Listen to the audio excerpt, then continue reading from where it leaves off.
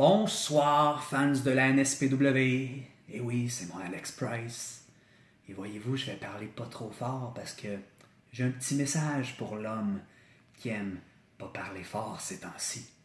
L'homme qui aime être ténébreux. Ouh. Je me suis mis dans une même petite ambiance, question que mon message passe mieux. Vois-tu, Frankie, on se connaît depuis longtemps. On se connaît depuis l'époque où tu pesais quoi, 160, 170 livres, dans le temps de la NCW. Tu sais, l'époque où, à mes 13 et 14 ans, j'allais vous voir comme un petit Mark, que je payais 5 piastres à l'intermission pour prendre des photos avec toi, puis Chase Ironside. Mais vois-tu, cette époque-là est très loin derrière.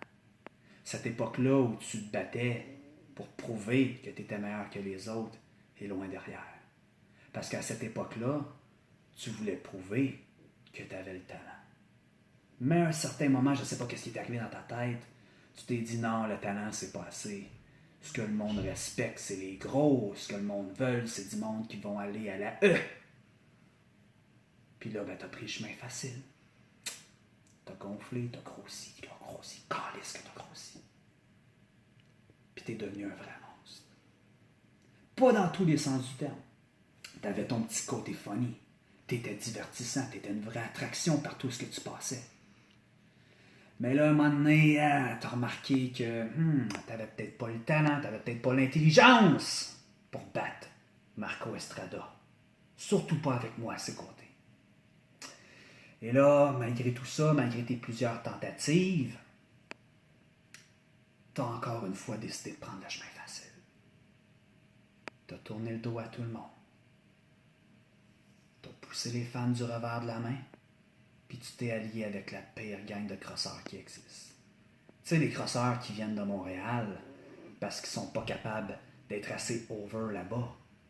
Parce qu'il n'y a pas de vraie compétition à Montréal. Ils ont décidé de venir dans notre maison, à Québec, affronter l'élite, la vraie élite de la lutte québécoise. Mais ils sont arrivés et ils se sont dit, nous autres, on va runner à la place. Nous autres, on vient de Montréal. Montréal, c'est tellement mieux. Montréal, voyons. Le Nicodère, Stade olympique, centre-ville, on est gros, des millions d'habitants. Vous savez rien. Vous êtes un gros néant. Parce qu'autant que vous pouvez tous vous faire aller la gueule à Montréal, que vous êtes les meilleurs ci, les meilleurs ça. Meilleure fédération au Québec, au Canada, meilleure école ci, meilleure école là. Au final, vous finissez tous, à chaque mois, par descendre la 20 ou la 40, puis vous ramassez à Québec. Et là, vous pensez qu'on va juste vous laisser runner la place? Non.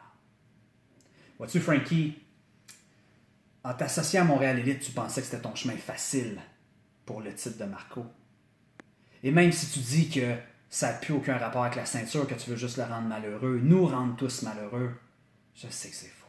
Je le sais qu'en dedans, ça te tue. Tu n'es pas capable de vivre avec le fait que ton temps est révolu. Que peu importe à quel point tu peux devenir gros, tu ne seras jamais assez gros pour vaincre Marco. Et là, ce samedi, 8 avril, à Last Resort, tu veux te défouler sur moi. Tu penses que c'est de ma faute tout ça. Mais vois-tu, moi je suis juste venu aider mon chum parce que tu avais déjà commencé les hostilités. Moi je suis juste venu compléter ce que vous aviez déjà commencé.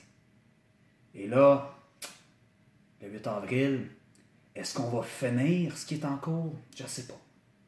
Je ne sais vraiment pas ce qui va se passer, Frankie.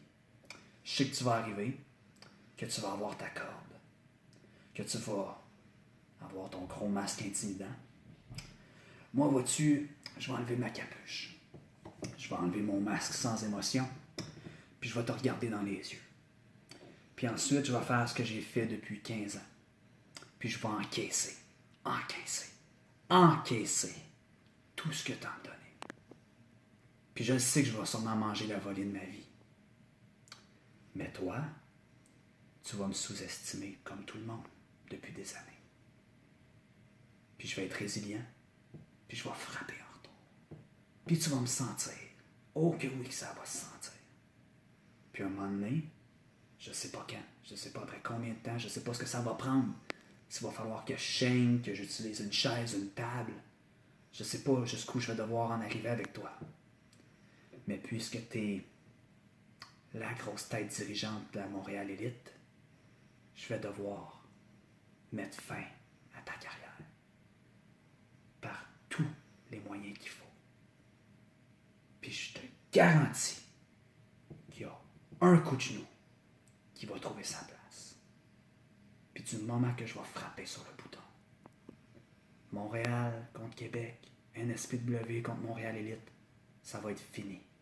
Parce que dans ton cas, du moment que je vais te frapper en pleine gueule, ça va être Lights out, Frankie the Mobster!